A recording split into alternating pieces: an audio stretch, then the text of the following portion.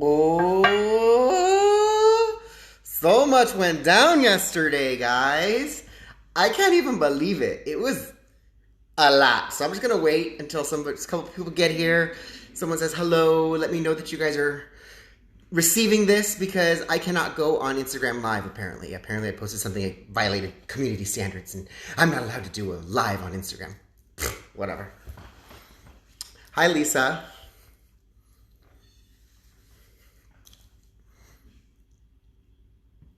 And I made sure I wore a shirt with no print so that it's not that weird, like, reading backward BS, because there you go, you're using the front-facing camera, and you forget. So, crazy stuff. Honestly, if you guys have been following my posts, I really honestly believe that the Democrat Party committed political suicide last night. It was terrible. From screwing up their caucus. I mean, they messed up their caucus so bad. They stole that election from that poor little old man. And, I mean, I can't say that I actually like Bernie Sanders at all, but I follow Shaun King. I know what he's doing. I know what's going on. And, wow, they messed up their Iowa caucuses. They stole the election from Bernie and Joe and everybody else. And if you're left-leaning, I'd love to hear from you guys. I'd love to hear from you guys telling me what you guys think. Especially because if you're a Bernie supporter or a Tulsi supporter, whoever you are, I want to hear from you guys. They messed up their Iowa caucuses. The State of the Union was literally, I felt like I was watching Jenny Jones. If you guys are too young to remember Jenny Jones, her shows were really fun. Like, there was always like, yeah! It was clapping. It was always something fantastic. You know, it's like, and Oprah kind of took note of that, and Oprah did that on her talk show. She took Jenny Jones's dramatics and applied it to her own show. And last night, watching the president with the Tuskegee Airmen, I mean, homeboy brings out literally an antique and goes, "Here you go," and everyone's like, "Ah, 100-year-old Tuskegee Airmen! This is fantastic!" I mean, if you think you couldn't get any better, he all of a sudden gives the Medal of Freedom to Rush Limbaugh and has Melania give it to him right then and there. There was that was a pomp and circumstance. It was a very public event. So it was literally like watching an episode of Jerry Springer and Jenny Jones and Ricky Lake and Oprah, all those old talk shows that we used to watch when we were kids. It was like all that rolled into one. All of a sudden you're like, we thank you very much for your sacrifice and your husband, and we know he's been deployed, and by the way, here he is! Yes! And everyone's like, ah! I thought, you guys, that was everything. And then at the end, Nancy Pelosi and her like, I'm gonna rip your speech up. Girl, like, really? Like, she couldn't just sit there. I mean, she sat there and she chewed on her dentures the whole time. And I don't know who it was in the rafters that said something, but she was mad. Someone said something in the rafters and she looked at them like, It was, I had to go back and rewatch that, and I couldn't hear what they actually said to her, but she was pissed. And then listening to the C-SPAN callers call in and say, I'm never voting Democrat. They didn't stand for heroes. They didn't stand for veterans. They didn't stand for this. And they're walking away. Everybody's walking away. Everyone's looking at what these people are doing. And I don't even want to say these people because you can't make overgross generalizations, because even, what's her name, Kirsten from Arizona, she stood up a couple times. She didn't wear white with the other ladies. She wore blue. She wore the most ostentatious blue with the poof thing, and she's always been her own character. That's the thing. This is the beauty of America. You can be a Democrat if you want. I even have a Mario Presents coming up talking about how not all Democrat ideas are terrible ideas. There are some actually really good ideas. They highlight them when they say, oh, well, you know, Democrat ideas built the roads. Democrat ideas make your fire departments. Democrat ideas make your police departments. Yes, and those are good ideas, but the application of them, when we talk back and forth between the two sides, that's how we create these police forces, these fire forces, these roads, and so that we can all benefit from it. But when one side starts gaining too much control through unions, through underhanded dealings, then you have waste. You have literally pumping money into police departments, into the streets, into the community, into the schools, and the money's, what? Poof! gone. We all see it. We all know it. So this has been like, I think this is one of the most historic couple days that we've actually seen. Today, everyone's going to talk about how he's going to be acquitted. I don't know how that goes. I don't like to project and say, oh, I'm going to expect this to happen. I like to see things as they happen. And if he's acquitted, fantastic. That just opens up a whole new avenue, a whole new everything for the future. If he doesn't, then we deal with it. And chances are he will be, but I don't want to call a slam dunk, count your chickens before they're hatched, because that never ends well, you guys. I'm going to be honest with you. I did that with Romney. I was like, yes, we got this. We got this. And then Romney got his butt kicked. It does us no good to project and pretend that we know what's going to happen in the future, because no one knows what's going to happen in the future except for that dude up there. And that dude up there's got something in the works. He's got something planned. And I just wanted to go on live, talk to you guys about what I saw. It was spectacular. Like I said, it was like watching an episode of the Jenny Jones. It's like, you get a car, you get a car, you get a car. It was great. And this is the reason why I started using my hashtag Gays for Everyone. It's kind of a play on the Oprah. You get a car, you get a car, you get a car. Well, guess what? Gays for everyone. You get a gay, you get a gay, you get a gay. Everybody gets a gay, and everybody wants a conservative gay. Everyone wants that little gay friend from, what's that called? Modern Family. I did a Mario Presents on that. Everyone wants their little Modern Family gay couple friend. Like, yeah, let's go hang out, bring our kids together. Da, da, da, da. But what we really see in the community is them nasty, like, seedy, bar, dark gays that nobody wants to talk about, because that's gross. No one wants to talk about that. No one wants to be friends with that. I mean, if you're single and you're a hoe, go ahead. Go with your bad self. But, you got yourself a husband, you got yourself a wife. You can't be going no partying like that, to the sex clubs and to the bathhouses. No. We don't do that. Conservative gays don't do that. And we're in the minority. And guess what? We get told that, oh, you're not a real gay because you don't do that. I don't want to do that. So I see a bunch of people watching. I love you guys. I do. I don't know what the 49ers in the Super Bowl. Anytime I can watch the 49ers lose, I will watch the 49ers lose. My dad is a big 49ers fan. I am a Dallas Cowboys fan. I don't know if I'm going to get likes or hates or whatever for that. But way back in the day, the Cowboys and the 49ers went head-to-head in the Super Bowl. Well, being the anti-person that I am, I chose to root for the Cowboys. My father and the whole rest of the family, they were all pretty young. And they were like, yay, 49ers, California! And that's my dad's team. No, I'm going to be the Cowboys. And I've been Cowboys ever since. So, unfortunately, we haven't won any sort of championships in a while, but hey, you know what? That's what you have faith. You have faith that they're going to win. You have faith. Everybody's got their team. I don't really watch sports. Politics is my sports. Last night was my Super Bowl, and ladies, it was hysterical. Oh, and then the school choice. Sorry, I have my little notebook here. The school choice thing. I saw Cecilia Johnson this morning, and doing her review of what she thought the State of the Union was, and she made a comment about how this young black girl got a scholarship. Again, this is literally like last night watching the State of the Union was watching Jenny Jones. You get a scholarship, and you get your husband back, and look at this. Antique. It was... My mind was blown. I have smiles all day for this. And I don't know what else. It was good. And then this weekend, if you guys are in Los Angeles, in the Los Angeles area, this weekend we are going to be trumping the Oscars. So on Sunday, we are going to go down and we are going to do our red hat thing, and we are going to show up, and we're going to hopefully trigger the stars and the starlets before they get in on that red carpet.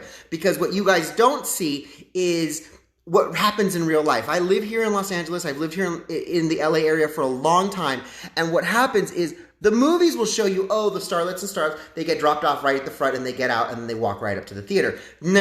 That's not how this works. They get dropped off a block away. They have to walk almost a block. Then they do the red carpet and then they go in the theater. Well, this is my first time going, so I can't say we because I haven't done it yet. But my friends keep telling me that they post up right where their limousines drop them off. So they have to get dropped off in front of this location and then walk. And that is the location that we are going to be at. So just as they get out of their car, we're going to be, yeah, Trump! Wah! And they're going to be, and that's essentially the goal, is to cause them that ooh, give them the feels a little bit before they go in and get their awards, because it ruffles the feathers. It tells them that Hollywood that you guys are not in control of the narrative in any way, shape, or form. It's people like Lisa, people like Elsa, people like Leonor,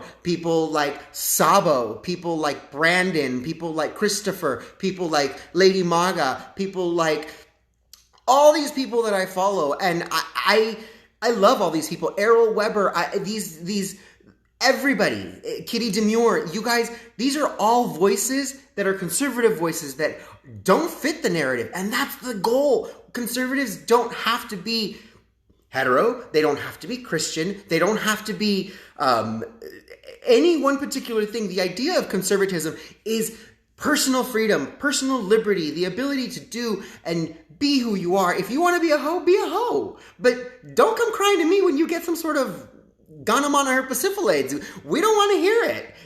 That's your choice. It's the same thing with the whole 21-week-old baby that Donald Trump put out on stage. He's like, look, you don't have to kill your babies at 21 weeks. We can save them. At 24 weeks, that's a living, breathing creature. At 20 weeks, that's 5 months. At 24 weeks, that's 6 months of gestation. We don't kill those things. At that point, it's a human. We can incubate these lives and bring them to fruition. I love that. I love that he was able to bring out all these wonderful testimonials of the American spirit. And I was talking to my husband last night while we were doing this, we're watching this, and because I like to see things from both sides, I can hear in my head what the opposition's going to say every time he pulled out one of these people, especially when he pulled out a black person or a Hispanic. Look at him bringing out his tokens. I know, I hear it in my head because these are the thoughts that I've heard when I was a kid from my parents. Because they are Democrats. They think like that, but it doesn't necessarily mean that manifests into actions. And when I hear these things, it can be heard in every Democrat house. It's sad, especially the hard Democrats who really just hate Trump with a passion. They'll look at that guy, oh, well, there was only 2 blacks and there was how many whites? And oh, there was only how many Hispanics? I didn't even see no Hispanics up there. Oh, did you see any Asians? He doesn't even know what multiculturalism is. He does. And he proved that last night.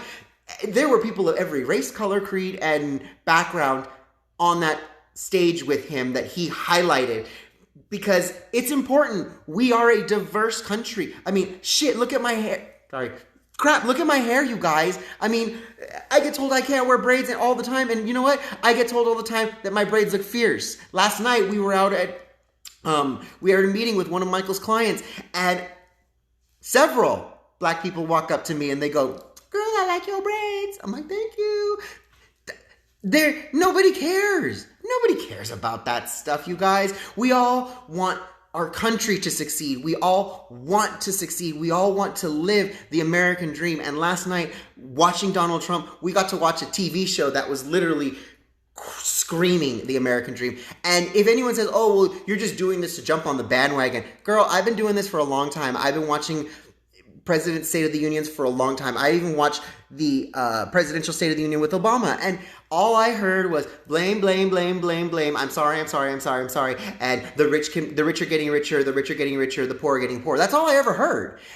And I'm not going to say that I hate Obama. I can say I disliked him as a president. And I can tell you that I do like and I admired when he spoke about the black family and the need for males to be in the black family, for fathers to be involved in their family. That's something that we all share. I tend to take it a little bit more to I don't even want to say an extreme. I take it more to a literal level where I say, take away mom and dad and you look at it from a chemical point of view. And I was on a blog yesterday talking about this, how I look at it as a pair bond.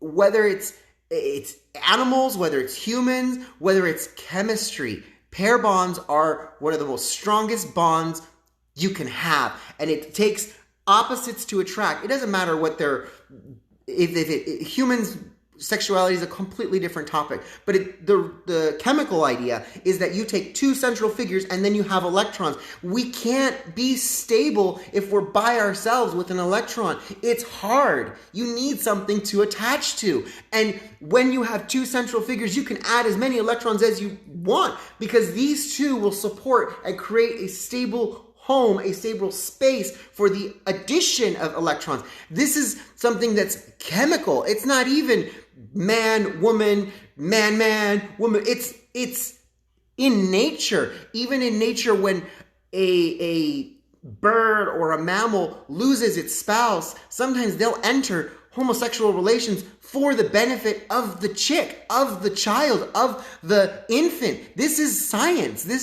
And the people who say, oh, well, the Bible says. Girl, the Bible says a lot of things. And the truth is no sin is greater than any other sin. Karen, you smoking your cigarettes is just as bad as this. It's just as bad as this. It's just as bad as this. All of it's the same. There is no weight on sins. We all live in sin, but that's why Jesus Christ died on the cross, so that we can repent for our sins and we can choose to accept his love, and we can move into the next plane of existence. That's the goal. And you don't get to that plane of existence by going, my Bible says. You'll never get it there. You'll never get there doing that, because you know what? That's ugly, and no one likes ugly. So I don't know. I'm just having fun, you guys. I haven't done an actual live where I actually sit down and talk to you guys and hang out with you guys for a minute. Let me know what you guys want me to talk about. Yes, Lisa, Trump did kill it. What else? I will let you guys know when my podcast that I recorded yesterday is going to be released. I will also be giving you guys more details as they become available, because I'm going to be going with Christopher Drew and Kitty Demure up to Chico, California. We were asked to do a talk about drag and drag story hour and how we don't think it's appropriate. And we are going to talk to these parents, because this high school of 480 kids, 350 of them identify as genderqueer, LGBTQIA. And that statistic is really, really scary. That's more than half. That's more than 80%. That's not a normal statistic. This is exactly what happens when parents say, oh, well, little boy, you like makeup? Maybe you might be a little girl. Let's just go ahead and keep going with that. And they push it and they push it and they push it. And this entire almost... What is it? Let me do. I don't even have the math. I can't do it in my head. But someone do it real quick for me. 350 out of 480 kids are genderqueer. And Miss Cochina, Miss Vivian, I do miss you too. I haven't seen you in a while. And I miss all of my friends. I like to go out. I like to be social. I don't like to go to just political things. I like to go to different things. As a matter of fact, this Saturday I'm going to go visit my friend Victoria. She's going to be performing at a local club here in Palmdale, and she's going to do her thing. She ratchet, she's fine, but she's never going to do that routine or any routine similar to that at a library. We've had this discussion before, and the interesting thing about this particular person, is Victoria, is that we were working with another drag queen, Lola. Lola was trying to take drag out of the club and try to clean it up, polish it up, make it something family friendly. And she did. She went to a theater. She didn't go to a bar. She went to a theater, and she did things like Monster High, what was it? Clueless, Legally Blonde. She would take clips and she would do Britney songs, and she would intermingle these themes. And Futurama, she did a whole thing where she was like Lilu, where she did a face piece so it looked like her eye was Lilu's eye, and she dressed in drag as if she was Lilu. And that was beautiful. That was something completely different, something out of the ordinary, because we see so much of the nasty, dirty drag. The girls are over there, and boo, boo, boo, boo. We saw it at the Super Bowl. We saw it everywhere. It's everywhere. But when you see something clean, it may take you back. It may take you go, You don't go to Broadway to watch a pole dancer. You don't go to the El Capitan to watch some girls thrust her vagina in your face. That's not artistry. That's no longer art. At that point it's entertainment, and there's lines that need to be clearly delineated, because this idea that drag can be theater, can be kids, can be there's so much, and we have to make sure that if you're going to be a character, that your character stays in the environment that it belongs. Cochina McSnatch can't be reading to kids. I'm so sorry, because every kid can go, what? Google, show me pictures of Cochina McSnatch. And boom, Google pulls up all those pictures. No. At that point, you got to be a character. You're Elsa. You're dressed up as Mary Poppins, and you pretend to be this person. You don't walk out there and you're like, hey, we're going to take this off. We're going to teach you guys to twerk. We don't do that. Like, that's not appropriate for kids. And reading, what kind of feminist are you? You don't read that either. You don't read Donald Drains a Swamp to kids. You don't read anything political to kids, because you let the parents do that. We're supposed to be providing an environment for kids, for all kids. Yes, Vivian, you said it exactly right. There's a time and a place for everything. And some people, they don't see that. And I attest this to this LGBT culture that, and this is what I was talking about in my podcast yesterday, where these people who discover their sexuality much later in life, they are, leading straight lives, heteronormal lives, and at 19, 20, 30, sometimes 40, they discover that, oh, I'm a homosexual. Fine, you get your kicks off, the same sex, great. But what happens is the culture is such that you can give a blowjob in the bathroom and you're an adult. And if they don't like it, then they can go ahead and get out. That's not okay. What happens in theory, this is my theory, guys. This has never been actually, proven. This is my theory. But because these homosexuals find their sexuality later in life, they're adults, no one can tell them what to do. So when they do start doing things like groping each other in public or doing nefarious things in the private of a bathroom, no one can tell them anything. If you don't like it, get the fuck out. And that's exactly the attitude that they take. Sorry about that, guys. But if you were a teenager, when you are supposed to be developing your sexual desire and your sexual appetite and discovering yourself, if you're giving a blowjob in the bathroom or you're having sex in the back of a classroom, the adults in the room are going to go, that needs to stop. That is not okay. Go do that in the privacy of your own room, in the privacy of your bedroom, in the privacy of a space where we don't need to see that. And these young people learn, okay, well, this is appropriate social behavior. This is not appropriate social behavior based on the cues from the adults. Well, what happens when you're an adult and you start doing that and no one can tell you what to do? Welcome to the culture of cruising. Welcome to the culture of bathhouses. Welcome to the culture of sex clubs. And this is normal in the gay community. This is one of the reasons why I left the gay community, because for them, that was normal. And I was like, this is not normal behavior. This is self-gratifying behavior. And this is not something that's going to fulfill me in the end. And that's one of the reasons why I walked away from the LGBT community at such a young age. I was 21, 22 when I walked away from the LGBT community. I'm 39 now, guys. I make no illusions to my age. I'm going to be 40 in June. I'm one of those 1980 babies. I'm not Generation X. I'm not a millennial. I'm a zennial. I guess that's what we're called. We are the first ones to connect on the internet. We are the first ones to engage in these discussions online. We're the first ones to experience the explosion of the internet, explosion of small electronics. Oh, thank you guys. For those of you who like my hair, thank you guys. I just didn't know what to do. I was like, just put it up in a high ponytail like a little cheerleader. Like, ready? Okay. I don't know. It's a gypsy thing. I'm having fun with it. Life's too short to have the same hair every single day. So we are a very diverse generation. We not only are diverse, we are diverse of thought. We don't mind hearing opposing opinion. The vast majority of these 80s babies, their parents were the PC kids. You know, you got to make sure everybody gets a trophy. And some of them grew up okay. Some of them grew up a little, you know, not so okay. But on the whole, we can see that these kids watch their parents take this almost hands-off approach, this there now, honey, it's okay approach. And some of these kids developed into people who can't take criticism, who can't have an opposing thought, who are, I can't even say socialist. Everybody raises kids differently, and the best way to raise your kids is with understanding and compassion.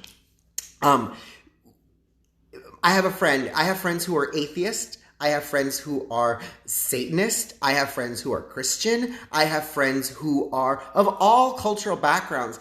And the one thing, whenever we talk about child rearing, I don't have kids, but whenever we talk about child rearing, we all talk about the same thing. We have to teach them that what is socially appropriate, what is not socially appropriate, how we engage with others, how they cope with failure. These are things that parents aren't teaching their kids anymore. They're not teaching them how to cope with failure. They're not teaching them the tolerance. They're teaching the kids learn from their parents, and if these parents aren't exhibiting these traits, the kids are never going to learn that. My friend who's atheist, she's raising her kids atheist as well. But that doesn't necessarily mean they're bad kids. These kids are actually very well-informed kids, very well-mannered kids. These kids are the type of kids that pick up their own plate at 3 and 4 years old and ask you, well, where can I go clear my plate? I've known Christian kids who don't do any of that. They could barely even talk at 3, 4 years old, and they're not autistic. They are normal. They just are not talkers. So every child is different, but we want to make sure we give every child the opportunity to blossom. And in our society, we all need to realize that leave it up to the parents. But there are certain things that we all can agree on. Let people be who they want to be. If someone has a different faith than you, they have a different faith than you. Keep your private criticisms private, because those criticisms, when they become public, then you are subject to the back and forth. People have the right to critique your criticisms, because like on Super Bowl Sunday, I made the comment about J-Lo and Mariah. Someone got their panties in a twist because I said J-Lo and Mariah are pretty much the same thing, except for maybe a few pounds. They're both auto-tune, and anyway, Shakira did a better job dancing. It's the truth. It's the truth. J-Lo was a fly girl, and I was corrected on that in my thread. Yes, I said that she was a Laker girl. No, she's a fly girl. But if you go back and you watch the performance, aside from the pole dancing, watch her footwork, watch her movements. She didn't move hardly half as much as Shakira did. She pretty much blended into the background dancers. And aside from a few notes here and there, girl, we all know she can't sing. If it wasn't for Selena, she'd still be a fly girl. And someone got their panties in a wad. How dare you insult a Latina? How dare you talk about a woman's weight? Really? You must be new here, because it's what I do. I talk about all kinds of things. And you have to take it with a grain of salt. That's the thing. You're not free from criticism. I wasn't free from criticism there. Someone took offense because I called J-Lo fat. I didn't call her fat. I said she had the same shape as Mariah, which is true. So yes. Anyways, what else, you guys? I've been on here for about 30 minutes. And I don't know. What do you guys want to hear from? What do you guys want to hear about? Again, we are going to be at the Oscars on Sunday. If you guys want more information, hit me up, let me know. I will definitely send you the information about how you can help us troll the stars and the starlets on the red carpet, because they're going to have a problem. They're going to be like, Trump supporters are here! I can't believe it! Yes, honey, we're here, and we look fly.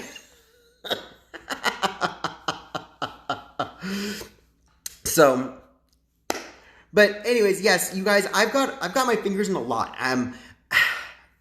Oh, here's something that just happened, and I was really upset. I was to the point of tears on Saturday, because I watched what happened with Scott Pressler Yes, thank you, JD. That's be a hard target. Protect yourself. Sunday's Oscars. I was really upset about what happened on Saturday with Scott Pressler's event and Brandon Strock's event, and Mikey Harlow's event, Blair White, and my good friend Lady Maga. I saw the report that she was punched in the stomach. I immediately got on the phone with her, made sure she was okay. I'm literally in tears on the phone, on the phone in tears because I'm so upset. It's not that I'm sad. I'm just angry, mad. And because Antifa cannot handle a difference of opinion. And they had to go punch a gay man because he's picking up trash? Like, really? Then all of a sudden, the Women's Center shuts down the event for Walkaway. And, how do you get into the Oscars, Tana? We actually aren't going to go into the Oscars. We're actually going to be outside of the Oscars. We're going to be waiting for them as they get out of their cars because they have to get out of their cars, walk up to the red carpet, and then go into the theater. So we're going to be waiting outside just as they get there. So they have no choice but to look at us. But the whole thing with Lady Maga, that was tragic. And as soon as I got off the phone with her, I'm getting another phone call from another friend, my friend Dixon. He's like, hey, was that you just on the phone with Lady Maga? And I'm like, yeah, what's going on, girl? How you been? I've been friends with Dixon since, 2000 and... Wow, I can say like 2007, 2008, maybe 9. Something like that. Way back then. Once upon a time, not long ago, I was a hoe. And I'm admitting it. I won't take it back because I did this shit. I was a hoe. No, not really. Well, maybe. Shh, we don't talk about that. Once upon a time, I used to run a Facebook group called Top Floor Lounge.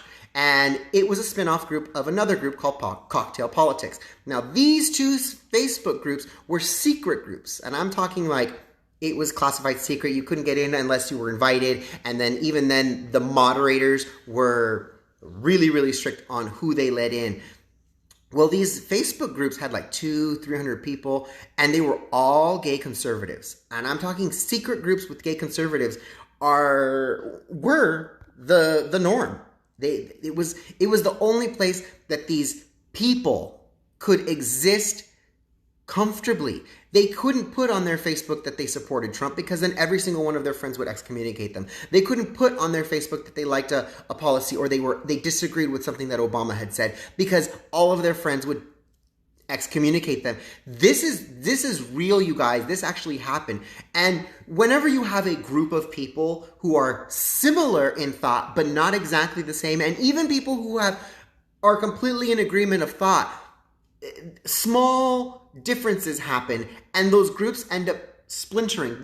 They fracture. Someone doesn't like what someone said, someone doesn't like this, and before you know it, one group turns to two turns to three turns to 6, and before you know it, there's groups everywhere. There's gay conservative chat group, there's Top Floor Lounge, there's Pizza and Politics, there's all kinds of gays, conservatives, and libertarians. There's all kinds of conservative groups out there that are focused on LGBTs. And then there's other ones that are focused on everybody. My goal is to just kind of get my fingers into just enough of these groups so that this conservative LGBT voice gets out there. This Mario Presents. Remember, you guys, I represent the farthest reaches of this Republican tent, and I present these ideas, and I've been doing this since 2008. If you look at my Twitter's from 2011. I have old accounts, you guys. My Facebook account is one of the original Facebook accounts from when you could only get a Facebook account if you were in college. Like, Generation Zennial, you guys. Yeah. And I've been watching Milo come up and go down. I've watched Ricky Rebel go straight. I've watched all of you guys. And now's the time for all of us to start speaking up. I watch Pete Gomez do his thing. I watch Hope Irving. I watch Christy Grukowski. I watch all of you guys. I do. I love seeing your stories because this tells me that what I'm doing isn't for nothing. For a long time, I felt like I was doing this for nothing. I felt like I was really alone. I mean, yeah, I had my friends on my Facebook, but I would go out and I would go to the Pride events and register voters. And more than often, they'd look at me and go, ha, ha, ha, look at you, gay Republicans. You like it, da, da, da, da, da, da, da. And I sit there, thanks, have a great day, bye. Because you're not going to win anybody over by going, well, you're not going to win anyone like that. I'd sit there, well, if you want to come and sit down and talk, let's sit down and talk. And there were some people that did sit down and talk. My friend Shondell, he was with his friends on either side. I think Shondell was on this side, and I think Sam was on this side. And they were both Democrats. They're both black Democrats. And after sitting there, listening to me, watching me, they opened up and they said, well, you know what? He's not a bad person. Maybe I don't like some of his politics, but he's not a bad person. And you know what? We are still friends. And they are lifelong Democrats. They're lifelong black Democrats. And they look at me and they go, he cool. I ain't got no problem with him. He can do his thing. I can do my thing. We ain't got no problems. This is the beauty of our country, is that people can have opposing thoughts and still be friends. Thomas Jefferson and Benjamin Franklin more than likely butted heads on more than one occasion, but that doesn't necessarily mean that they're bad people. And yes, Facebook was launched, I think, in like 2009. And you couldn't get a Facebook once upon a time unless you were in college. It was originally released as a college social experiment. And unless you had a college.edu account, you couldn't even sign up for a Facebook. This was right after MySpace and right before Facebook. There was, right as the Facebook was becoming new, that's when it was a test thing. And I signed up right away using my account, and I verified it using my school account. And boom, I have one of the OG accounts. I like that. That's one of the reasons why I would be really, really upset if they took away everything, because I have some pictures and videos in here that I don't have on my computer, which I guess I should go back and get those. But anyways, I've been on here now a while, guys, and I think I'm going to get going. I cannot wait for Sunday. Mama Leonora is going to come pick me up, and we're going to head down, pick up Elsa, and pick up a couple of other Patriots, and we are going to trump the Oscars. Oh, and by the way, it might rain, so I don't know how this is going to do in the rain. We'll make sure I have an umbrella. And actually, I do have an umbrella. My friend Balake. His name's Blake. If you watch Key and Peele, you know what that was from. Blake is Mr. Bricksuit. If you guys have followed any of the presidential rallies, this gentleman shows up in a suit, a business suit that's actually bricks. And Bricksuit is the coolest dude ever. I believe he's from San Diego.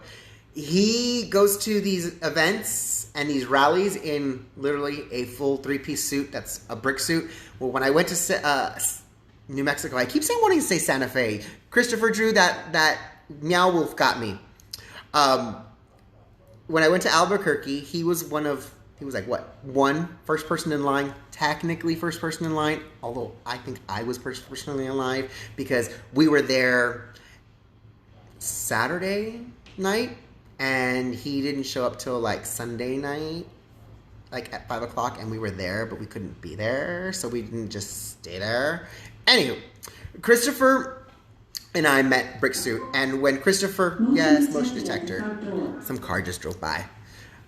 I need to turn down that sensitivity. So Bricksuit, when he was there, he traveled light. This man has been to several rallies, so he knew what he was doing.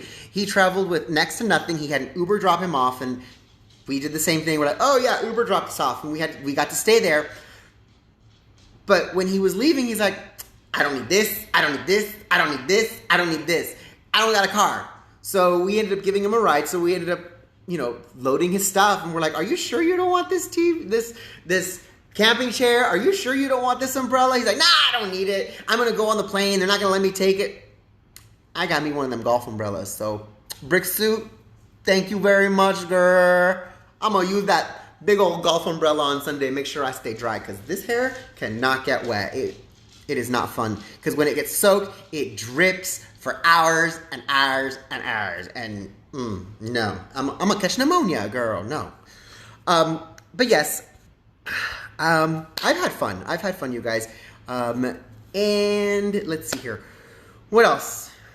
If the president comes to California, you bet your butt I'm gonna be there. So I will see you guys on the next live. I'm going to finish up my little coffee I like in my little Yoda cup that I got for Christmas because my family loves me.